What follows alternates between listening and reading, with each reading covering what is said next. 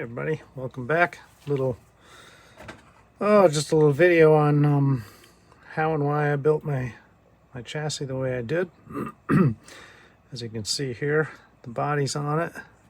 Well, I didn't screw it down, mount it yet. I set the body mounts, which gives the body itself a little offset.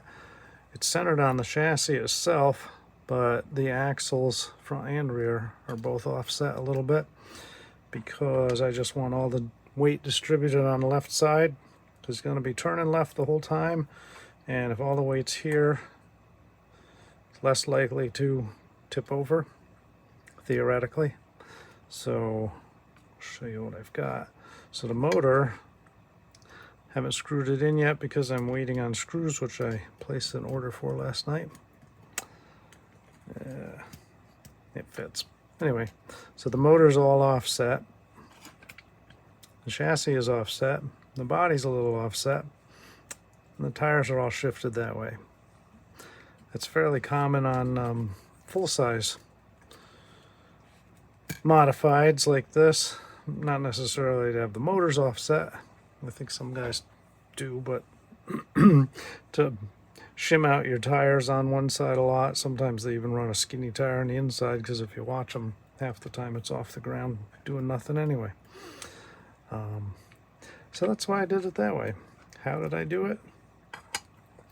The whole motor mount I notched to fit the rectangular tube, and then I had to notch the tube itself so that the motor would sit down in there. And then this one's just soldered on the outside in normal fashion, which is good because it gives me a slightly narrower frame to fit this kind of narrow old 32 body. And away, I also put the body mounts on, which I think is kind of neat. I drilled a hole right through the front and used a piece of brass rod, drilled right through the grill. And now the grill, it's a little bit tight, but it fits. Slides up on the front there.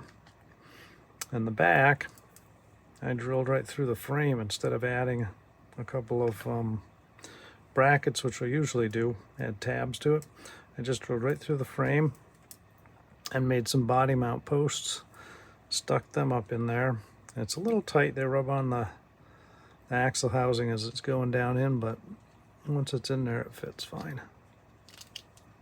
And I think it's because my hole up front's a little snug. I hit a tweezer here. So now I just put the Nerf bars on, and what I need to do is give myself a mark and notch the back one. Front ones are out of the way. And carve that out a little bit so the body drops down. This side I've radiused it a little bit so the tire just fits inside the body. You can sort of see. The other side is outside of it. Let's see, got a pen here somewhere.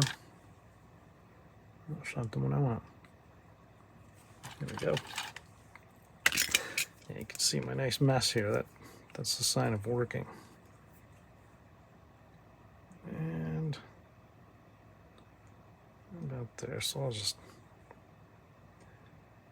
notch this after this is over and throw a picture up on Facebook or something. Yeah. So hopefully, I don't know if I've given any great tips away, but